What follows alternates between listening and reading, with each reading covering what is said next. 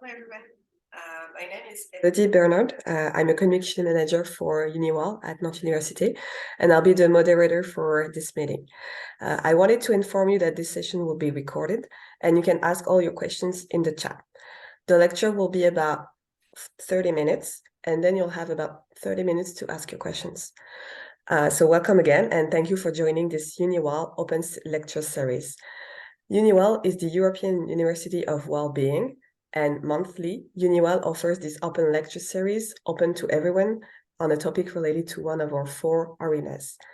Our topic today is related to Arena 2, individual and social well-being, and the title of the conference is, In What Sense Can Citizenship Education Be Global? A Durkheimian Approach. We are delighted to welcome today Sébastien Urbanski and Lucy Bell, researchers at Nantes University, France. Lucy Bells holds a PhD in education sciences. She's doing her postdoctoral research at Nantes University as the scientific coordinator of the Global Sense Consortium. Sébastien Urbanski holds a PhD in sociology and is an associate professor in education sciences at Nantes University. He is currently responsible for the federative research axis in human and social sciences at Nantes University. Dr. Urbanski and Dr. Bell will share their current findings on their Global Sense project, showcasing the positive impact of participation in international exchanges on student-teacher in global citizenship education. And with no further ado, I will invite Sébastien Urbanski and Lucy Bell to start their presentation, and I wish you all an enjoyable lecture. Thank you very much, Elodie. Hello, everyone. So I'll be starting by, or not, here we go, there we go. Starting by presenting the research that we are going to talk about today, which is titled Global Sense, Developing Global Sensitivity among Student Teachers.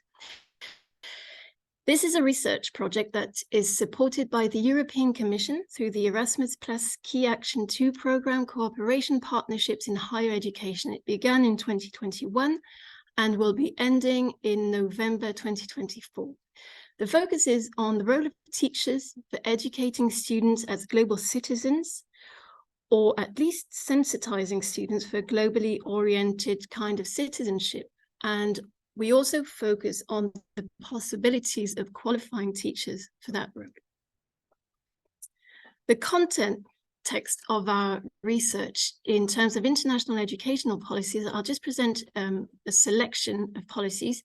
So the UN has defined 17 sustainable development goals, of which the 4th is about quality education. In target 4.7 of the SDGs, the UN defined education for sustainable development as an independent field of action for the first time in 2015, and said by 2030, ensure that all learners acquire the knowledge and skills needed to promote sustainable development, including, among others, through education for sustainable development and sustainable lifestyles, human rights, gender equality, promotion of a culture of peace and non-violence, global citizenship and appreciation of cultural diversity and of culture's contribution to sustainable development.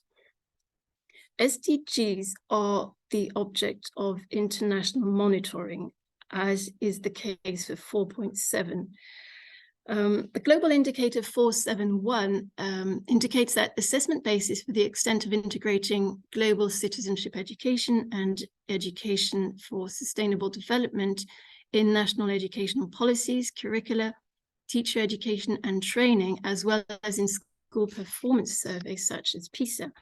Now, the Programme for International Student Assessment in 2018 evaluated students' global competencies,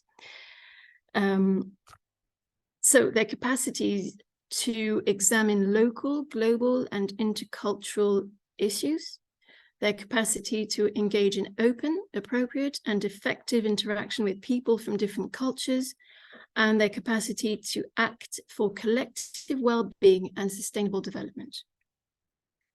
Furthermore, international cooperation in teacher education and teacher training is highly encouraged, notably by Erasmus Plus. So I'll let Sébastien introduce the next part. So thank you, Lucy. As you remember, the title of this conference is In What Sense Citizenship Education Can Be Global. That's why I would like first to discuss this notion of global citizenship, because it is a very controversial notion, as perhaps you know. Some people think, for example, that in order to have global citizenship, you first need to have a global political community. And since we don't have any political community in the strong sense at a global scale, then consequently, global citizenship is impossible. In the debate, you have these kinds of arguments. Though, and of course, you have also people, researchers, etc., who think that it makes sense to speak of global citizenship and to promote global citizenship, even if the notion is not very clear. So I will try to find a middle way in these debates, because I think that this notion is not very strong. It's a quite weak notion, but on the other side, it's an important notion to promote. So I will try to find a way in this complicated debates. So first of all, I would like to stress that if you take the UNESCO prescriptions, the UNESCO directives, it's difficult to find something about citizenship in the strong sense, in the classical sense. For example, here I give you a definition of what is global citizenship education. And the UNESCO says, through global citizenship education, the organization UNESCO provides learners of all ages with the means to reflect on issues globally, not just locally, and to become active promoters of more peaceful, tolerant, inclusive, safe, and sustainable societies. So here, I see things about global issues. I see something about values, peacefulness, inclusiveness, etc., but not really something about citizenship in the strong sense. Then I read, UNESCO says, global citizenship education aims to instill in learners the values, attitudes, and behaviors. So here again, you have values, attitudes, behaviors, not really citizenship. And then that underpin responsible global citizenship, creativity, innovation, and commitment to peace, human rights, and sustainable development. So here you have the word, of course, global citizenship, but the question, is it really citizenship? And if yes, in which sense is it citizenship? So to begin to answer this question, I would like to stress that this citizenship is not so global as it might seem. It's rather about local values, the local values of liberal nation states that are not that are only in some parts of the world, but in other parts of the world, you don't have these nation states which defend liberal values. So in fact, the idea of global citizenship is also to defend somehow local values, the values of, or the values defended by liberal nation states, which are numerous in Europe and North America, against illiberal nation states such as China, Russia, and Iran. And today you can see, of course, this split in two parts. Of course, the world is much more complicated. You have many, many parts. It's very sketchy what I'm presenting now, but very briefly, you can see that you have a split between the liberal nation states, which are against, and including, you have wars, for example, in Ukraine, or which are opposing liberal nation states against illiberal nation states. So here it's also about values to defend and not only global citizenship. So now, please, Lucy, can you go to the next slide? So I'm not saying that global citizenship is not possible, of course. I think nevertheless, that in order to make sense of this notion, we need to go back to some classical thinkers, such as, I propose, Emile Durkheim, who is a well-known sociologist all around the world. He's French, he was French, but his legacy is much larger. And he's one of the main founders of sociology, along with Max Weber. So what Durkheim says about global citizenship, he does not use the word, but he tries to reflect on cosmopolitanism. And he thinks that in order to be cosmopolitan, we need to go step by step. He suggests that citizenship, in the sense of liberal citizenship, which gives you rights about freedom, equality, etc., it's something very special, which is born in several nations in the world, and which is spreading more and more in the world, but that this process should be done step by step. So he tries to express this idea by writing that we cannot do without a homeland is what I think is obvious, because we cannot live outside an organized society, and the highest organized society that exists in the home is the homeland. We have obligations toward the country, the nation state, already constituted, of which we are in fact a part, which we have no right to avoid. But on top of this homeland, there is another that is being formed that envelopes our national homeland. It is the European homeland, or the human homeland. So when you read this kind of idea, the thing to promote is not global citizenship as such, but something which mixes the local scale and the global scale, or the nation state scale and the global scale. So, for example, you have phrases which are mixing these two aspects, such as cosmopolitan patriotism as a civic ideal. So you can be cosmopolitan if you first think, what is patriotism? What is this civic ideal which we would like to spread somehow all over the world? So here I quote thinkers such as Erez and Laborde, Cécile Laborde, who is a professor at Oxford University. So next slide, please. So this is our proposal is to take the notion global citizenship literally, is to take it seriously, to defend the idea that what we want is not only sharing values, but also giving protections to all people all over the world. So genuine citizenship, not only sharing values, but protections which are given by a community, a political community, a state, a federation of states, etc. So is it about values or genuine citizenship?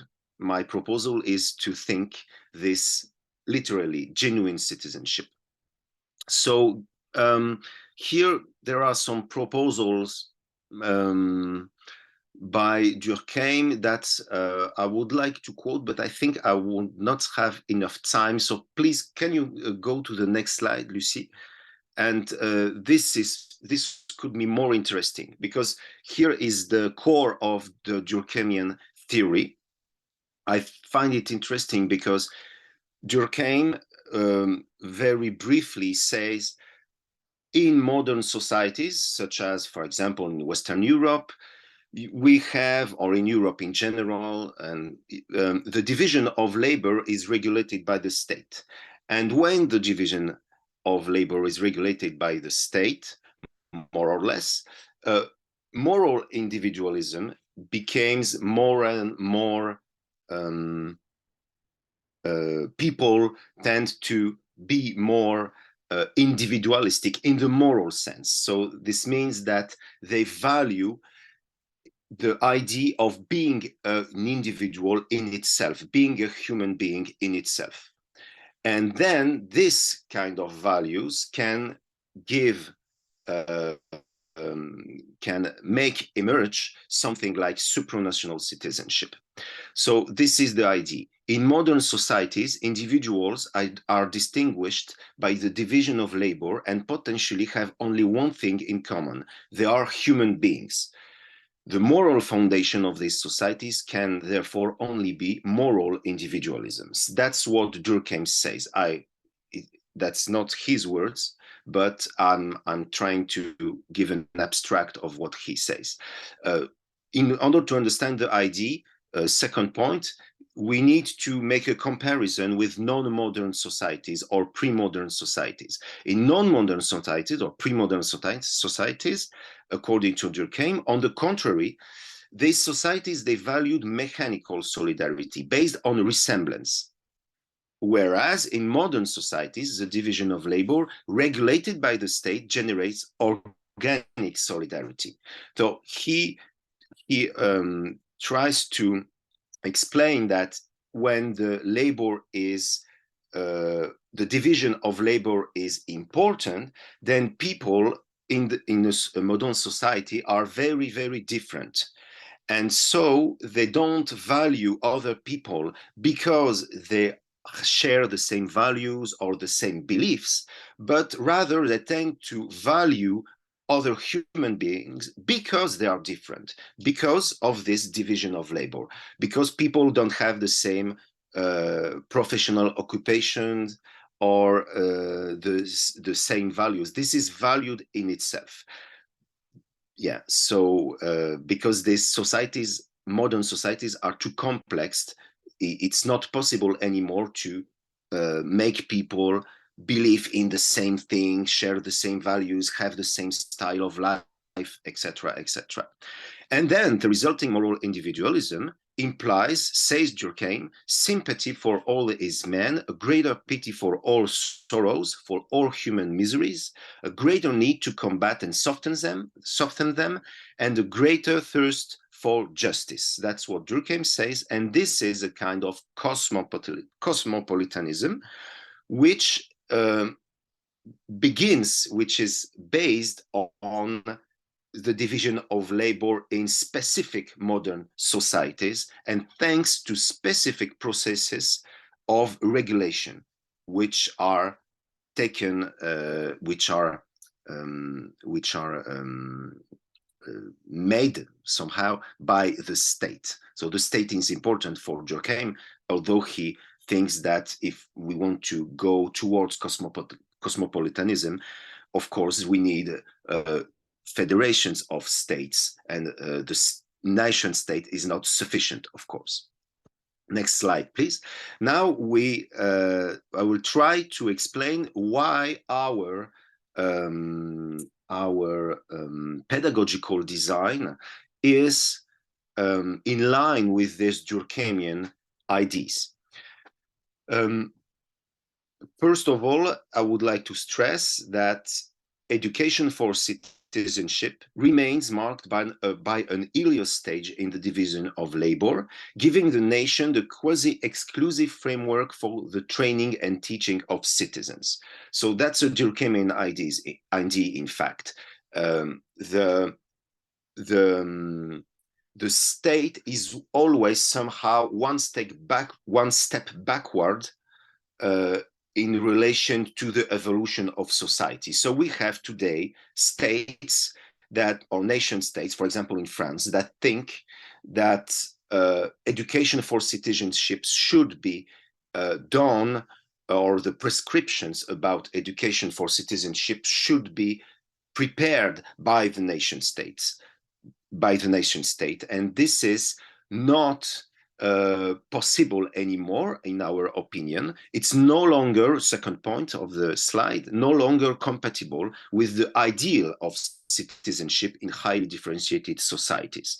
We share an ideal according to which citizenship should be open to all to some extent, That's why it's not possible to consider that the nation state alone should be responsible for education for citizenship.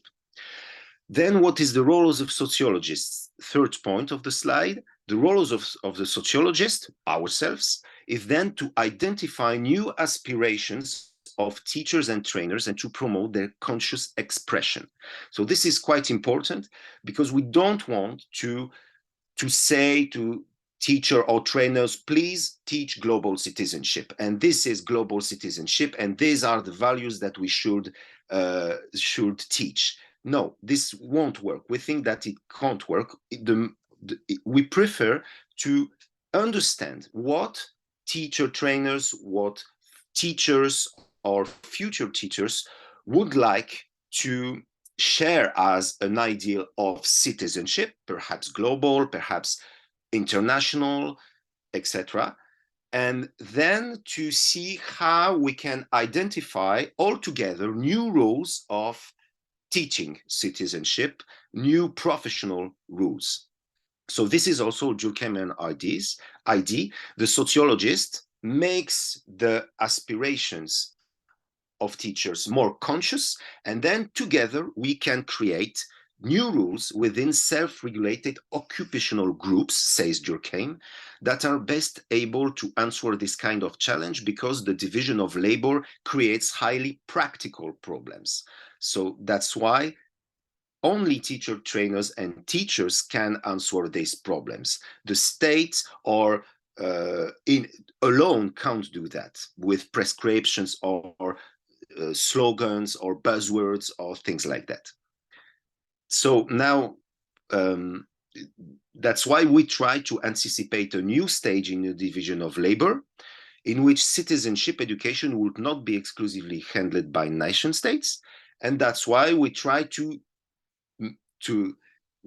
develop a new division of labor to teach citizenship in common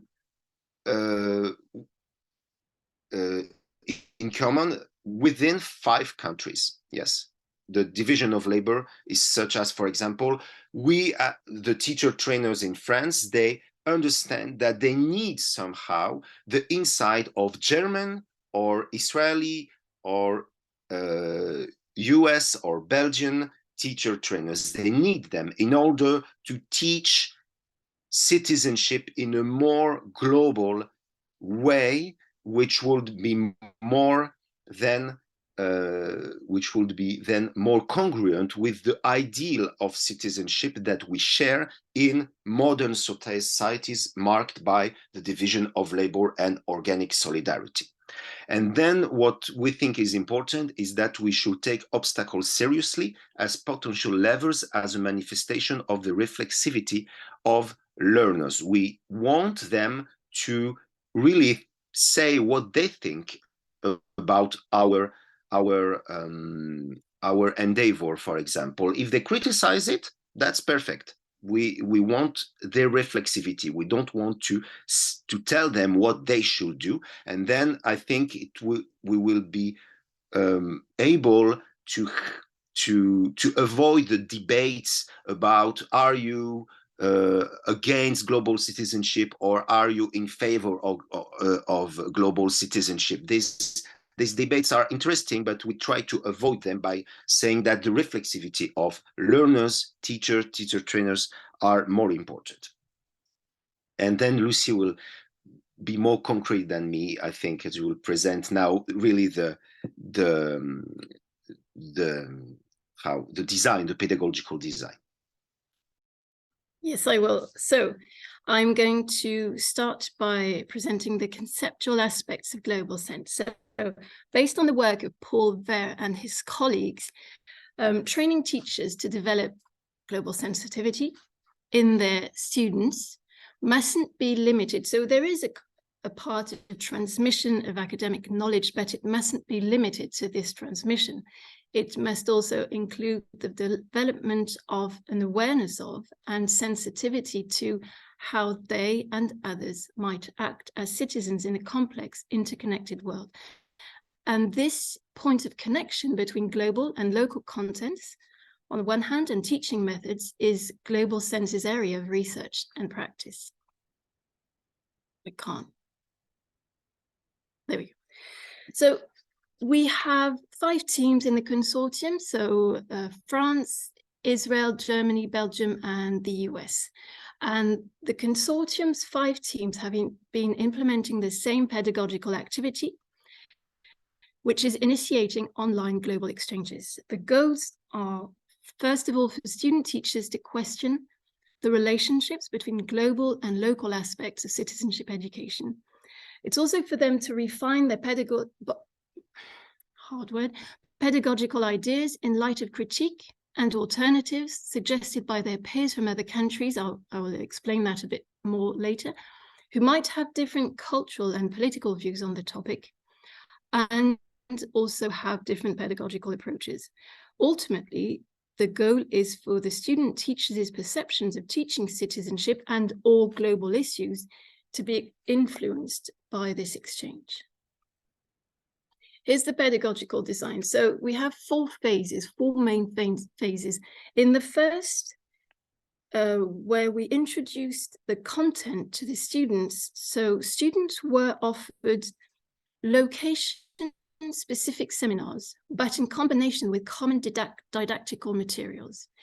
Secondly, we gave them knowledge on the subject of migration. And thirdly, they were taught didactical approaches for teaching about citizenship and global issues.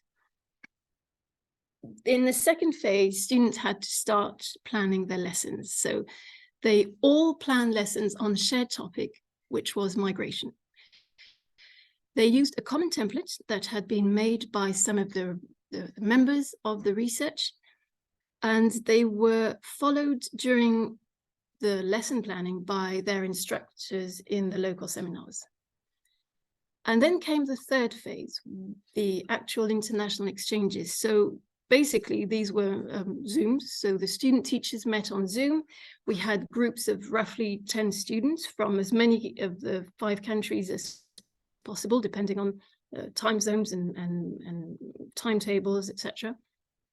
And they presented their lesson plans on the topic of migration and the challenges that each country is facing, that their country is facing in regard to migration. They also talked about what they would wish for their future students to know in order to deal with global challenges. And they discussed how to arrange learning settings dealing with such challenges. Sorry. Once the Zooms had been done, students were asked to reflect on their experience. First of all, in a written reflection. So students were asked a question about the learning effects of the international exchange meetings. So they answered that question in writing. And then those who, so that was mandatory, supposedly mandatory. And then those who wanted to could also participate in retrospective group discussions in which they discussed the learning processes and the impact of their participation on their perceived role as future teachers in a globalized world. Research design. So we have several methods to collect data, and I'll also present our current samples. So lesson plans. There were 27 lesson plans in, so not summer, but spring 2022, anyway, and 47 in last winter. We also recorded all of the international exchanges, all the Zooms. So we know that we have 8 Zooms for spring 2022 with 85 participants, and 14 Zooms with 121 participants in November 2022. Regarding the self-reflections, 53 students sent their written self-reflections last spring and 87 in winter, and group interviews we had 4 in spring 2022 with 16 participants, and they were done a little bit more systematically this year. So we had, November, so we had 9 group interviews with 46 participants. We use 2 methods to analyze the data, the qualitative content analysis and a documentary method. So now I'm going to present just a selection of empirical results, and more specifically, results from the qualitative content analysis of the students' self-reflections. So they wrote about the learning effects of the international exchanges, and the results of the analysis of their self-reflections on what they learned from these exchanges can be summarized into different categories. I'll just present a few today. So first of all, awareness of the relevance of global issues as a topic in school, class, at a professional level. So the student teachers are more aware of the role of school education in educating for a better future, of global issues as an important learning matter for students, of the importance of dealing with diversity in school, and of their role as future teachers in creating an awareness for global issues among students. So I'll just present two examples here. We have a student teacher in Belgium who says, "My participation enabled me to think about the importance of dealing with diversity and alterity in my future classroom, but also gave me the opportunity to have different reflections about how to teach students about global issues."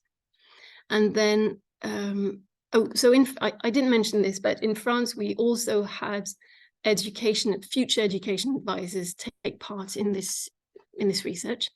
So what we call CPE in France. And one of them says, "Sharing this work with a collaborator from the United States has allowed me to understand that we do not have the same approach, but we agree on the importance of discussing such politically important issues with students." Another result, another category, is the enrichment of the didactical expertise. So what students have told us is that they have expressed the sensitization for didactical approaches of teaching global issues. So interdisciplinarity, knowledge-based approaches, emotion-based approaches, creative approaches.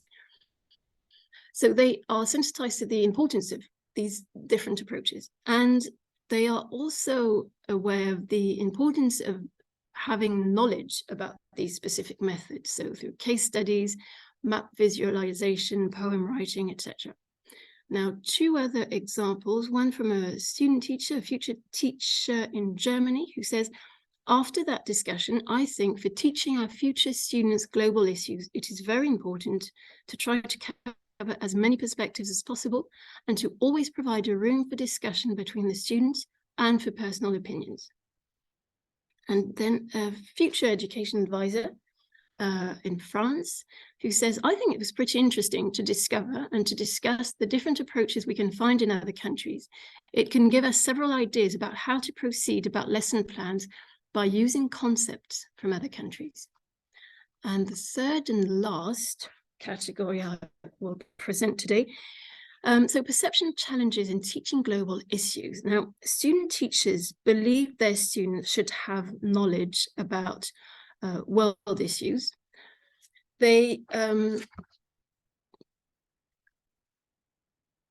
speak about the content-based challenges, so the complexity and controversy of global issues. They talk about the lack of teaching competencies of global issues, the challenges arising from within the school system, such as the lack of resources, the lack of time, the curriculum, and also about the difficult framework conditions outside the school system, such as societal challenges. Now, we have a student teacher from the US who says, "We discussed the challenges of teaching students global issues. This was somewhat relieving, but most insightful for me because I am afraid of handling what can be deemed controversial issues in the future." And then a student teacher in France who says, "I found it difficult to create a course on such a global and complex topic," so migration.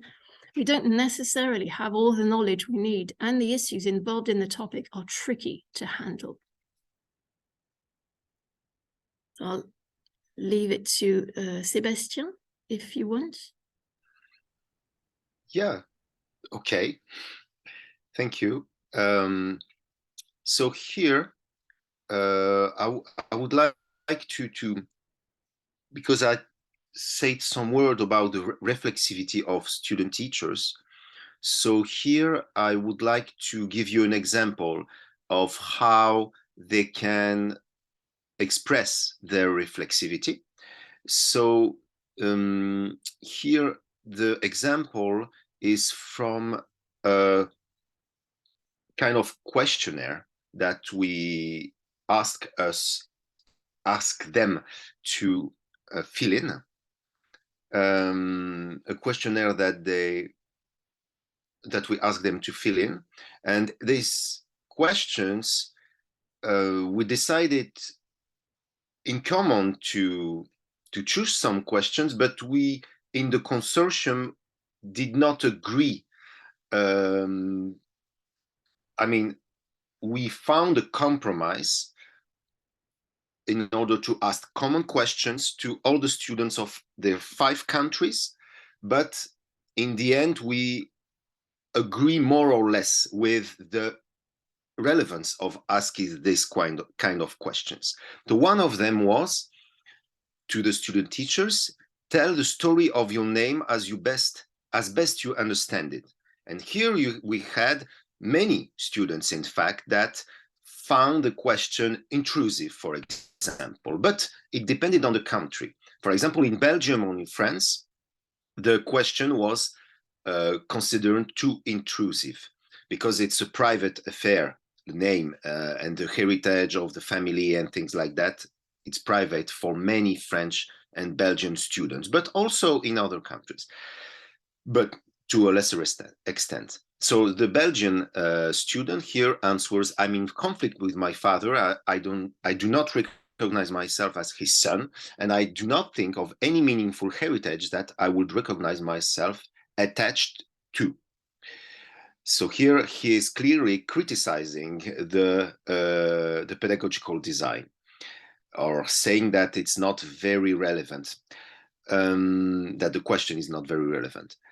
Another question was, to what extent does your name reflect your heritage? And he answers, we have been local for centuries. Another question, what does it mean to be a global citizen? And he answers, I don't think that notion to be well built for a conceptual point of view, so to be rigorous, I would say it means nothing.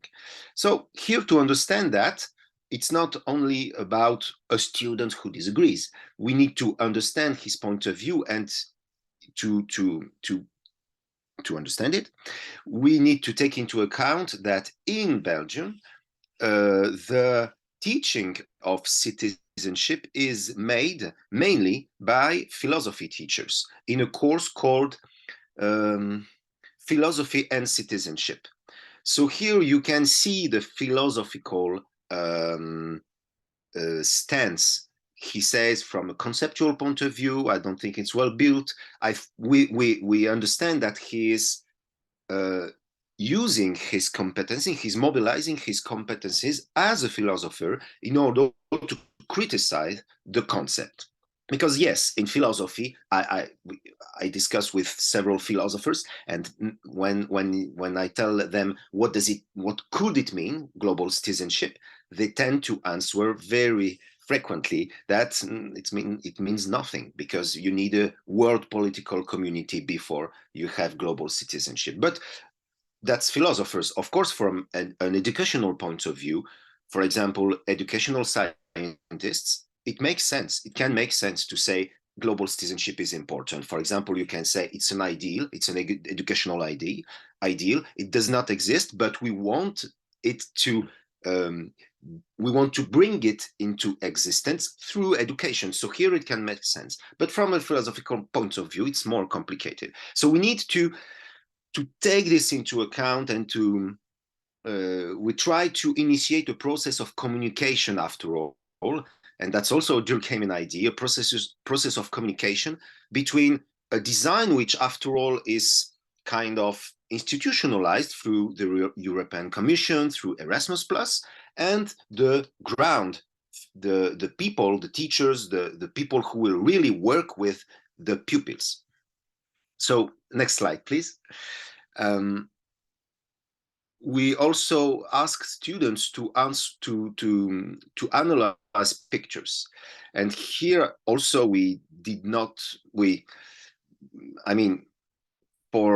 yeah. Anyway, we propose them to analyze these pictures. We ask to the students in the 5 countries, what do you notice in each picture? In what ways are they similar? What are the differences between them? And again, the Belgian students answer something perhaps disappointing, but also challenging and very interesting, I think. I completely lack context to understand the first picture. Resettling could mean things as different as accepting refugees or sending them back to where they came from. So I can't compare those pics. And the thing is also very this problem, or it's not a problem, the challenge is also very important with French students, because in France, education for citizenship is made mainly by historians. And historians, when they see pictures, they want very, very quickly to contextualize. They want to know when, who is the photographer, for which media, in which country, etc. So, for example, in France, some students, they did not want to answer really these questions, but they preferred to search on the internet where these pictures were taken. For example, they found that one is in Canada, and the other one is in Macedonia. And so their conclusion was briefly that, yes, you have very different situations. So what can you compare? We can't really compare this. We can contextualize them, but when we contextualize them, it's enough. It's enough. We don't need to go further, because as historians, after all, we just need to contextualize and to understand, to see who, why, when, and that's all. Yeah. Briefly, that's the answer in France. Yeah, it's very sketchy, but yeah, the tendency was this one. Next slide, please. And that's all. Yes. Okay. So thank you. You can stop there. I'll wait for some question in the chat, maybe for our hosts. So if you have any question, please type them in the Q&R section, please.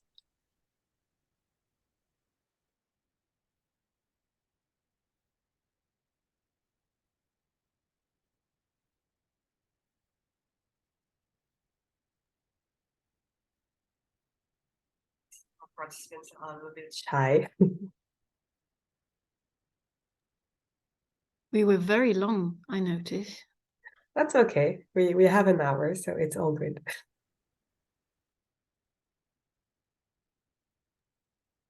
All right, so no question means you were very clear.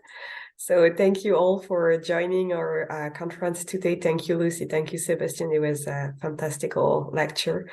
And we will see you for other EUniWell Open Lecture Series very soon. Thank you all. Thank you. Thank you.